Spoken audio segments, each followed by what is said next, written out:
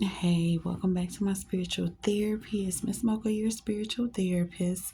I am still bringing you um the story behind the children of Israel as they prepare for the promised land. Okay, so if you recall, we left off on chapter 27, chapter 27 of Numbers. So now I'm diving into chapter 28 through 30. And so basically, chapter 28 talks about the offerings of the Lord and how he commanded the Israelites to give him these offerings in the new promised land. So he wanted them to continue to celebrate the Passover and the Feast of Unleavened Bread each year. And he wanted them to offer offerings to him each month. And he wanted them to keep doing the Sabbath day and having, that day be holy. No, so when they observed the Sabbath day, then they were to do no manner of servile work, so no serving others, no work that gains you profit, no doing anything for anyone, no work at all. So the rest of the chapter then gives stipulations of offerings, when they were to offer, how much they were to offer, what kinds of offerings they would give, and then I just looked up the servile, and it's really service or submissiveness, having or showing an obsessive willingness to serve or please others. You were not to do that on the holy day, which was, the Sabbath day, which was Saturday in their time, which is still the holy day in our time, Saturday. So that's why I observe it, because I've waken up to be, one of the children of Israel. But that's what he told them in chapter 28. So that was what that chapter was about. Then chapter 29 went on to talk about the offerings to be observed in more detail. So I didn't get into all of it. You can read it if you want to know, the details. Then we go over to chapter 30. And so this chapter basically gave the laws to the people when they gave a vow to God. So it's the laws of the vows to God.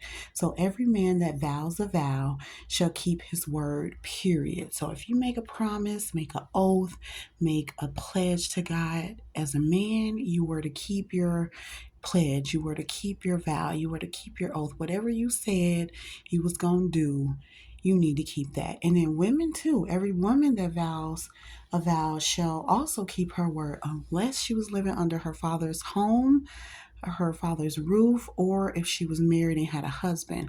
That was the only exception to the rule. So women can make vows, pledges, oaths to God. But if the father or the husband disagreed, then they were able to, void it out, and the woman wasn't held liable under God's law. But if the so they wasn't held liable, so like a woman can make a vow to God or make a pledge or make a oath to God. But if she was living with the father and the father disagreed about what she had vowed or pledged or did an oath for, then God would forgive it. Same with a husband. If the husband heard her making her vow or pledge or whatever and he disagreed with it, then God would void it out, because they were above her. So a father is above the daughter, or the husband is above the wife. So he would take the man's, opinion to consideration, and he would void it out for the woman. So she was not held liable for her vow. Even if she made it, she didn't have to fulfill it if the father or the husband voided it out or didn't agree with it, or said she couldn't do that. And so if she wasn't married, or she was like divorced or didn't have a husband, then her word would stand as her bond, just like a man. She would have to follow through with her word. And if the husband didn't say anything, didn't object or anything like that, even though he heard the vow, he didn't object, he didn't say she could do it, then she would be held for her word. Her word would be her bond. So just like the man. So that's what chapter 30 talked about. Um, so the Lord will forgive promises, vows. And so back in the day, or even now, if we do that, our promises, our vows are things like sacrifices, or maybe fasting, or telling God you're going to do something, you're going to stop doing something. Those would be things that you would need to keep your word and stick to. God holds you accountable for that.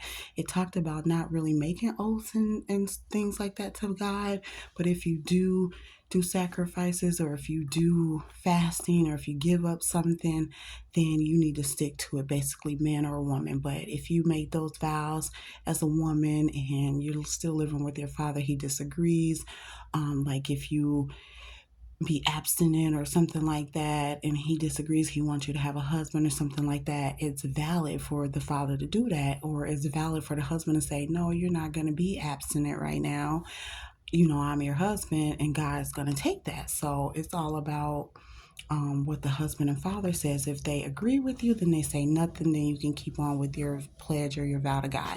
So that's what chapter 30 talked about. That was very interesting because I didn't know any of that. So that's all I got for you for those chapters. I'll come back, later and try to finish off Numbers.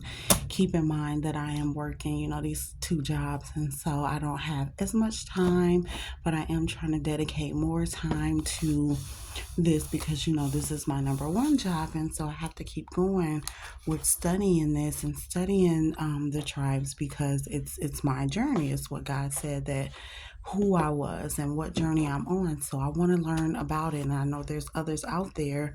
It's 144,000 of us that need to know what it's like, and if we're not all reading the Bible, I want to be the one that helps us on that journey by reading the Bible and teaching about it. So I teach about what I learned. So yes, those are those chapters. So I'll be back soon with the rest of it. We don't have too much longer to go before we get into Deuteronomy. And I know Deuteronomy is about more laws and ordinances that God put into place. So, all right, as always, thanks for listening.